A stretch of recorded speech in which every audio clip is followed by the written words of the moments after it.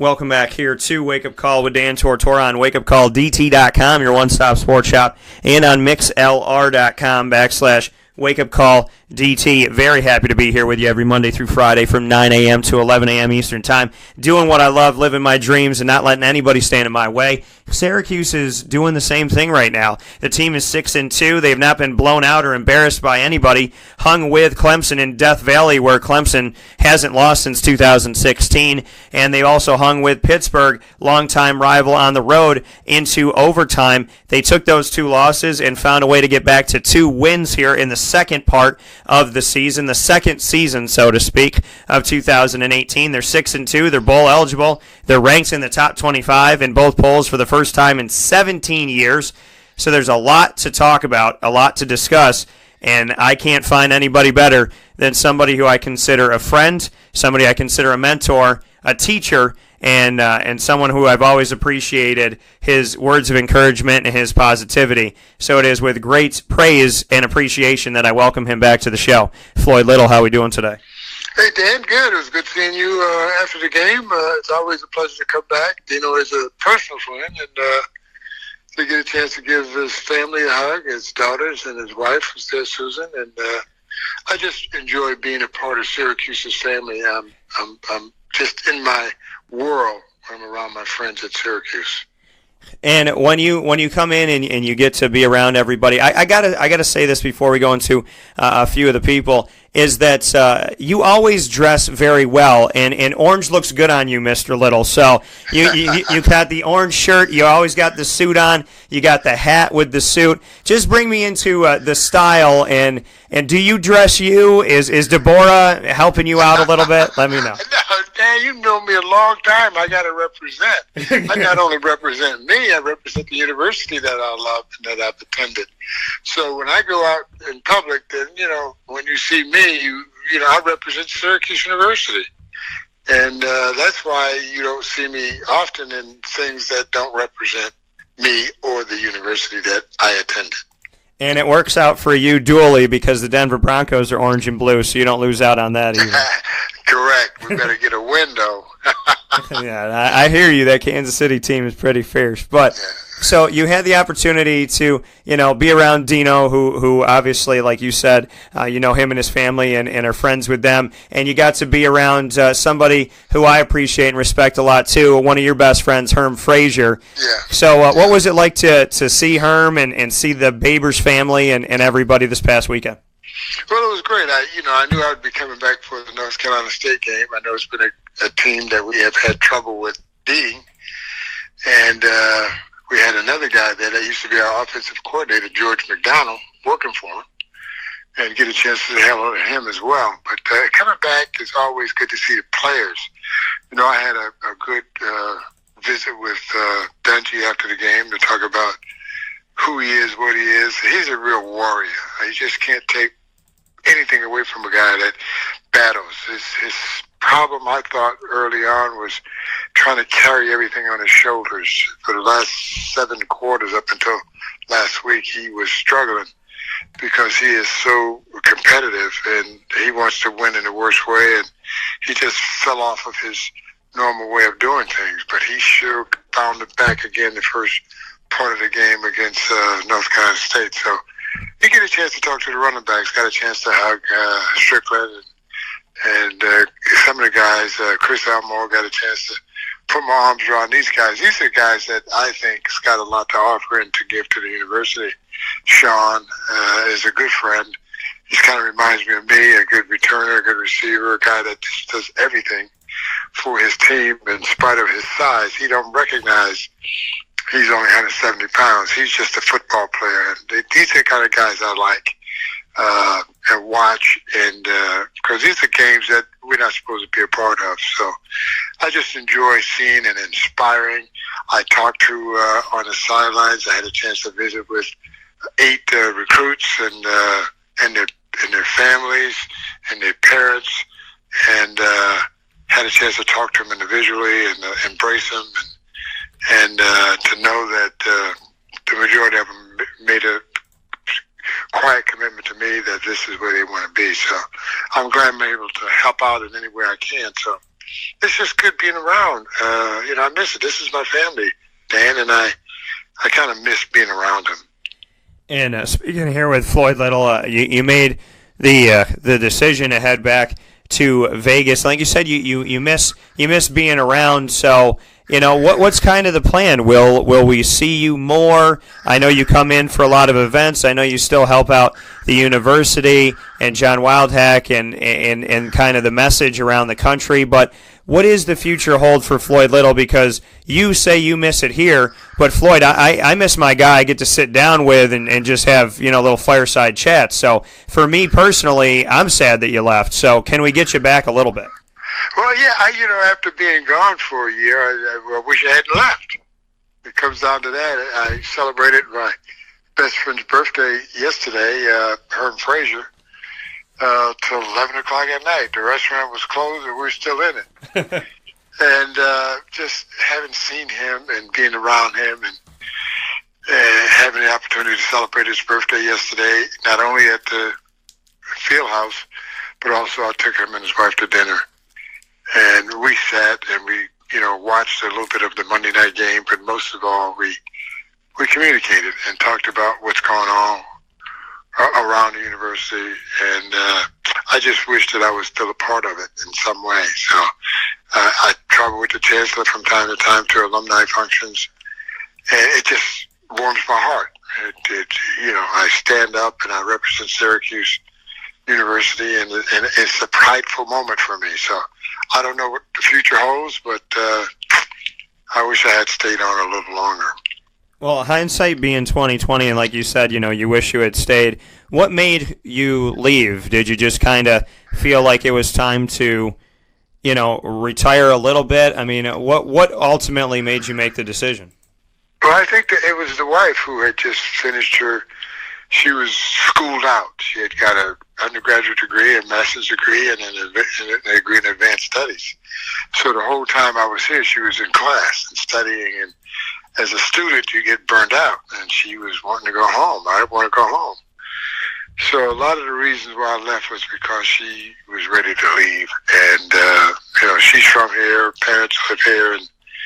But she, as a student, she had, leaving school and coming back 20 years later is very, very hard.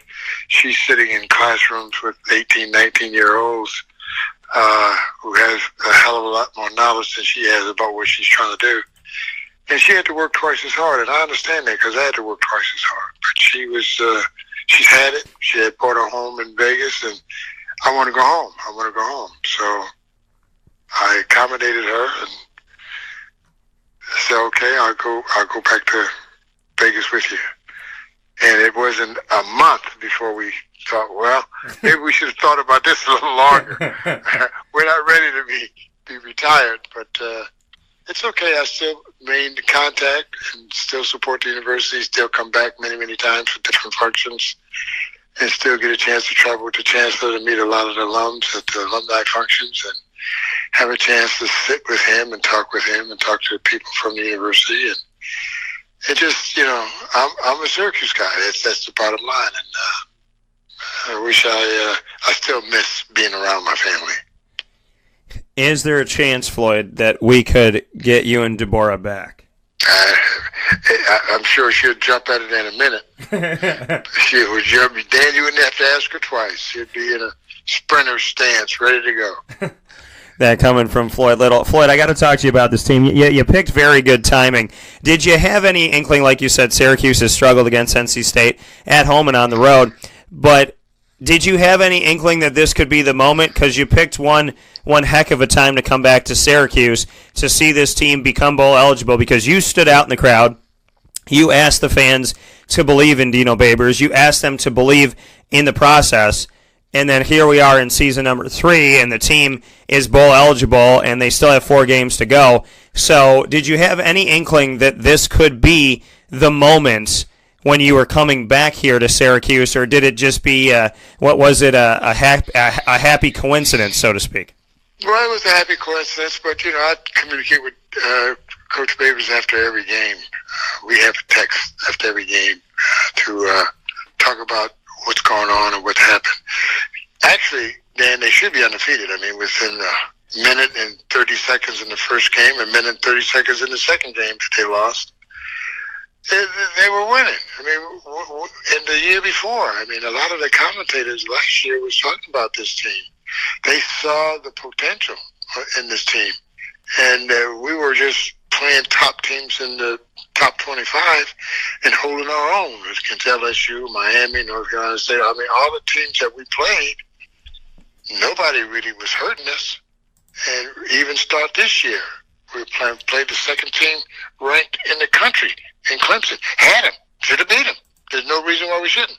Our worst game all year or all last 2 years was against Pittsburgh. We went in overtime. Should have beat them. But we came back against North Carolina and North Carolina State, did what we had to do. This team is finding its way. We had a problem with finishing. I think now they've finally found a way.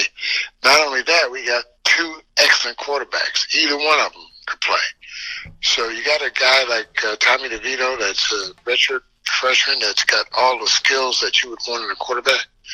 And you got a real talented warrior in Eric Dungy, who has been carrying this team on his shoulders. Now he don't have to carry the team as much as he had in the past. So when you got that going, you got a great defensive line that we haven't had in forever. Offensive linemen keeping them at whole. Dungy's only been sacked a couple of times, and that's when he's lost his rhythm a little bit. But we're moving in the right direction. We're kind of getting rid of some of the mistakes that we made. It was a mistake when we tried to block the punt. We had them where we wanted to. That could have been disastrous for us. But once all of those things get ironed out, this team is going to be a team that other teams have to deal with. We got 4 more games to go. We should beat this team that we're playing this weekend. We've had problems with them last year. We played them in the rain and lost. But this is a team we should beat. Louisville is not really been playing well this year at all. I see the last time we played Notre Dame down in New York, we had them right where we wanted them and let them get away.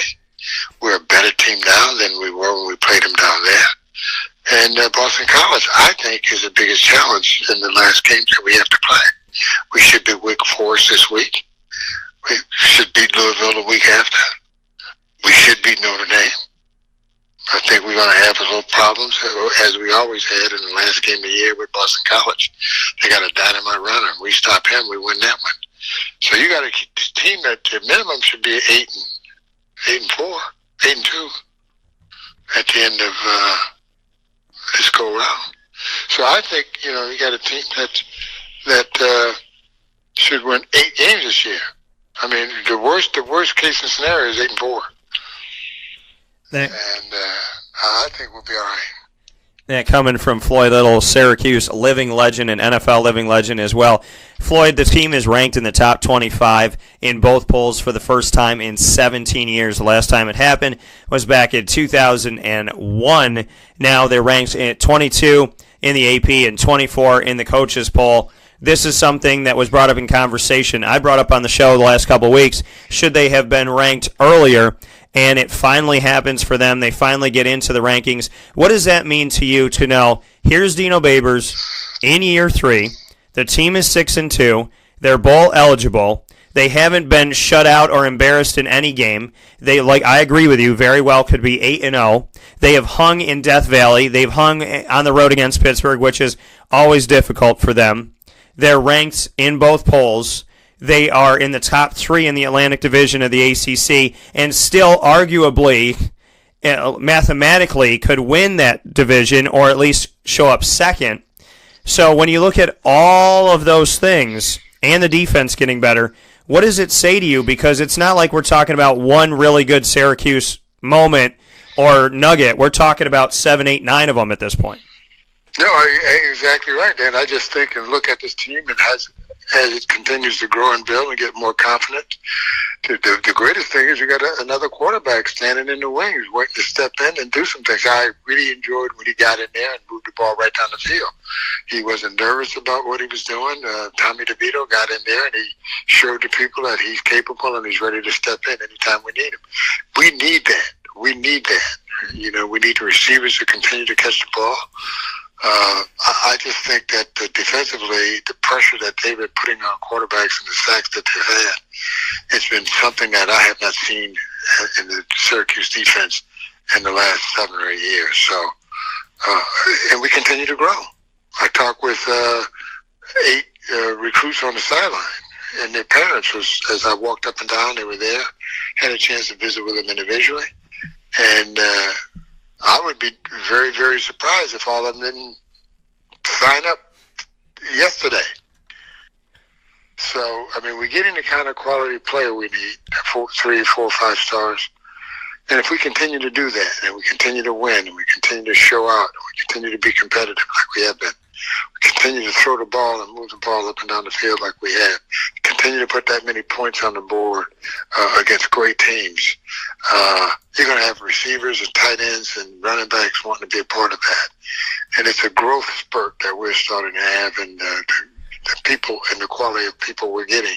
Some of the red shirts that I talked to, this Abdul Adams kid, the running back, is the kind of running back, not taking anything from Mo Neal or Dante Strickland, but he's the kind of running back that can really help put the pressure on the defense a lot more than that's being done today.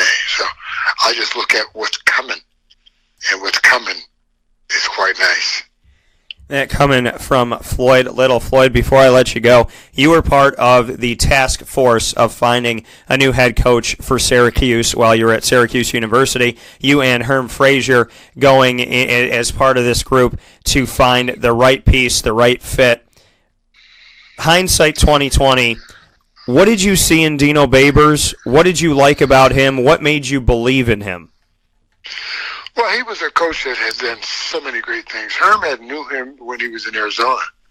I watched him when he was at Bowling Green, and the players that he had at Bowling Green wasn't the quality players that we had here. I watched him win a conference championship. Watched him go to Detroit and win a conference championship after 2 years coming out of Baylor. I mean, I just said that we need a guy that can communicate. I had one of my friends call me and says, I've never seen a coach on the sideline have the control of his emotions as much as Dino. He said, this guy, after the kid ran into the punter and came over to the sideline, Dino was not hollering and screaming and grabbing him by the face mask. He's the kind of coach that's got his emotions under control. And I've never seen that in a coach, somebody who's made a mistake like that. So he's the kind of got the quality. And I'm telling you, Dan, if I were a coach, that would be me. I would be a Dino Babers. I have that much respect for how he handles his players. It's not just coaching them, but consulting with them and teaching them. He's not only a coach, he's a teacher. And the things that he's showing and teaching these young men are the things that I would love to have had the opportunity to do if I were a coach. But this is the thing that I did as a assistant to the athletic director. I've written 25 letters of recommendations to law school, grad school, med school for a lot of our student athletes, male and female, and all of them have gotten in. And just mentoring these young minds and young kids, or young adults, I should say, they're not kids, it's been a blessing for me. And all I'm seeing is an extension of that through Coach Babers. I sit with him, I talk with him, we laugh, we talk. He always comes from around his desk and sit on the couch with me. And we have a lot in common, the two of us. He's a military background, so am I. And he has a saber that somebody gave him. I have a saber that somebody gave me. He has the players that he's gotten in the pros on his wall, all the names of all the players that he's had an influence in their life. It's just these kinds of little things that people don't know. Pardon me. And that I see and I know as a guy that's been around the sport for 50 years plus. I see the kind of coach I would like to be coached by. I see the success that he's had. I see the relationship he has with his players. And I admire that, Dan. I admire how he handles himself, not only with his players, but during the game. So we saw that, Herm and I, when we were interviewing him. A couple of other guys that we were interviewed, the guy that's already gone out of University of Florida. Central Florida, Scott Frost. Yeah, Central Florida, Scott Frost, and the other guy that's down at Maryland. These are two guys we interviewed, and we didn't take either of them. Scott Frost went back to Nebraska, where we always knew he wanted to go. He was just using us as a stepping stone. But he wanted to be in Nebraska, and he has been struggling. I think he's won his last 2 games, but he lost his first 3. So he was one of the coaches that we looked at. But when we talked to Dino, it was just a different feel, a different feeling in the room, a different level of confidence. Not only his record spoke for itself, but having a chance to be a part of him and he be a part of us, we were happy that we made that choice. And in making that choice, obviously, with all the success that Dino has had this season, and then you add in the wins over Virginia Tech, a top 25 team, and Clemson when they were the reigning national champion, and recruiting and the type of players that he's bringing in and the improvements that have been made and being ranked in the top 25, he's obviously going to have teams calling upon him. What does Syracuse need to do? Do you feel like Syracuse has it in place? And you and I spoke about when Mark Coyle was at Syracuse that it was a 6-year plan with Dino Babers. I don't know if that adjusted or changed with John Wildhack, but what can you say about moving forward? Because obviously Dino is going to catch the eyes of other programs, and I would think Syracuse would be best served to keep them home. So how do you make this happen, and how much do you know about, if anything, changed when Mark Coyle had left? Well, nothing's changed, but when we brought Dino in, we gave him a 6-year deal. I think it's time to bring him in. After the next victory, I said, what is it going to take to keep you here? Because I know there's a lot of people after him. A lot of people after him now. There's a lot of people after him last year when he was only 4-8. So, I mean, he's got the quality of what people want for their student athletes. So regardless, we need to figure out what to do to say, what do you need to make you happy to stay with us a lot longer than the next 2 years. I think his contract is up in 2 years, and we need to figure it out. I'm not in that room anymore. I don't have any influence anymore with anybody. But if it were me, I was in the locker room after the game. And I've been in the locker room, after other coaches, after Marone and other coaches, I've been in the room with them. And this guy in the room after a game, it's incredible. You've seen some of it after the Clemson game, after some of the other big wins. But this was huge in the locker room. I just loved his conversation with his players. And it's almost like it's rehearsed because they all fall in line and they do their little thing. And I got this big smile on my face, and seeing the players go by, going to the shower and giving them all hugs and congratulating them on a great win. They're a team, they're a family, and this is not like most teams. So we have something very unique and different. We kneel down after the game, win or loss, and say the Lord's Prayer, and thank God for our safety and whatever win or loss, and come together as a team. And we stay as a team. We stay as a family. Now, he has instilled that family in his players, all of them. I mean, they're not hanging around their locker and doing things with their heads down. No, they're all with eyes open, heads up, looking right at you, and participating in the wins and the losses, and that's very unique.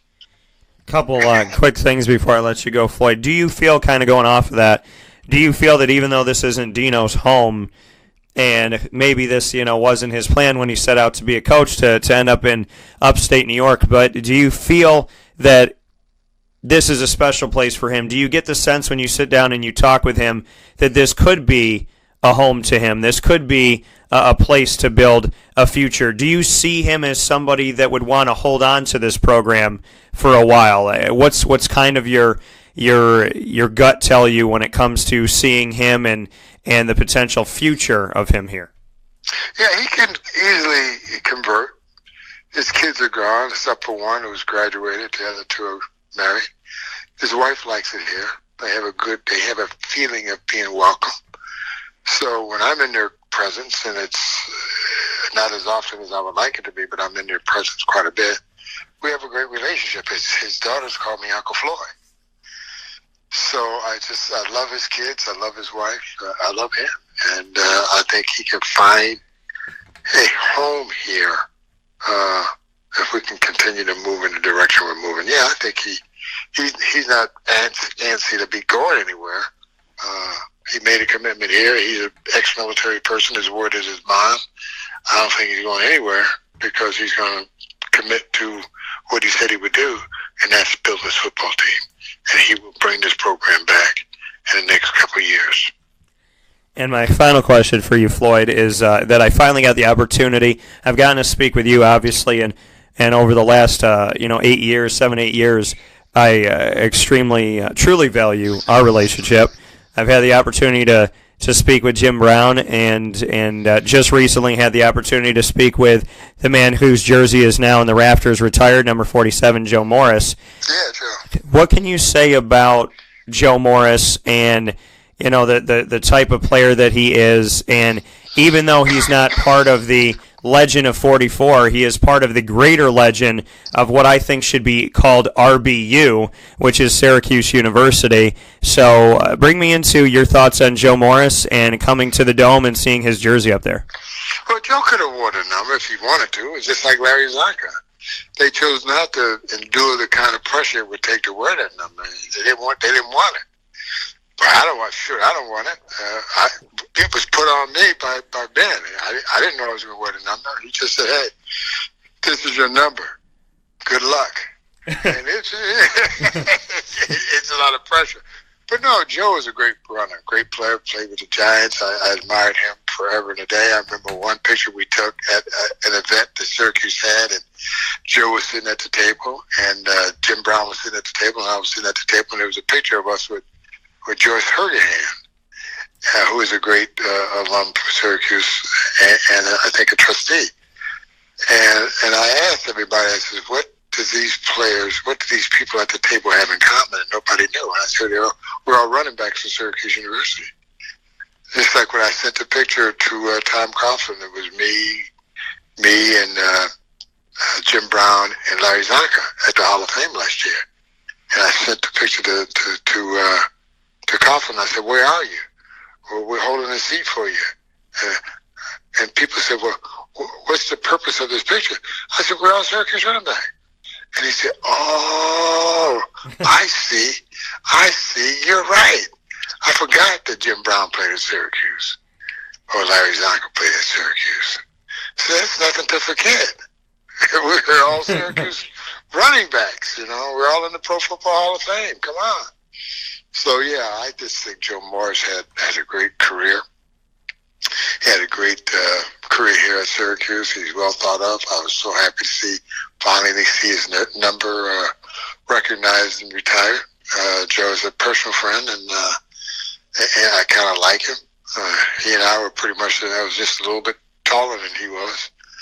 But Joe was a great ambassador for Syracuse University and a great running back for Syracuse during his time. My final piece for you, Floyd, is we do a signature segment here on the show called Ingredients to Success, which is brought to you locally by Utica Pizza Company, and it's a Utica thing.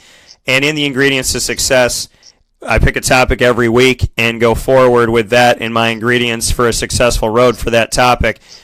Syracuse football, give me the ingredients to success for them moving forward at 6-2 with 4 more games to go and a bowl game. What are your ingredients to success, your words of advice to the team?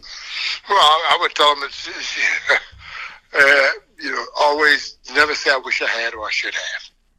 That's my favorite saying. I mean, there's 3 kinds of people in the world. Those that make things happen, those that watch things happen, and those that don't know what happened. Every day you walk on the field, you don't leave until you make something happen positively. And I just keep fighting, never give up. When that one great mark comes to score against your name, it will count not who won or lost, but how you played the game. So play the game with every ounce that you have and never say, I wish I had or I should have. Just do it. Just do it. And if they take that attitude in every game and they look in each other's eyes and say, I'm going to give you all I got today, I won't let you down. That's the formula for success in any team. And that's what needs to be said. We got this. That's the greatest words I've ever heard from one of my teammates. I got this. I look at their offensive linemen, and they call a play that's assigned to me to carry. And when those guards look up at me and say, I got this, man, that's the greatest thing that could ever happen for a running back, is when your offensive line tell you, I got this.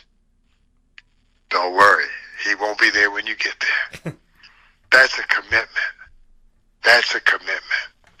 So I think these are the kinds of things that Dino does with his team. He huddles them up, he looks at them, and he tells them, don't worry about it. You got this. You got this. And this is what's going to happen the rest of the season. They've found a way now to get to the next level. They've been talking about it. They've had the ability. They had some of the talent there. Now they got to put it all in use. When they start using a double tight end with Custis and Ravion Pierce, it's going to wreak havoc for a lot of the defenses. Two big, strong tight ends with the ability to catch the ball. It's going to be hard to stop. And as they grow and learn and get better and better every week, as they prepare for the next game and the next game and the next game, I'm telling you now, they're going to surprise Notre Dame. They're going to surprise them. I know it's game by game. It's Wake Forest first. And that's the philosophy you should have. But when they get in New York and Notre Dame comes in with all of their fans, and they got more fans than we got, and we live in New York, and that's unfortunate. But I'm grateful for the fans that came out. That's how this should be. When I look at TV games across the country, the fans are full. I mean, the stands are full. I look at the Syracuse games, the stands are not as full. Now we're 6-2. Let's come out and support the team. We need that 13th man, that 12th man. We need that 12th man. Let's come out and say to our team, we got this. That coming from Floyd Little. We got this. Floyd Little, Syracuse legend and NFL legend and a great friend. Floyd, it's always good to see you. And as you know, whenever you get 5 minutes to step away, you call me and I'll be there, and that is a promise. All right, Dan. Thanks so much. All right, take care. Have a great day. You bet.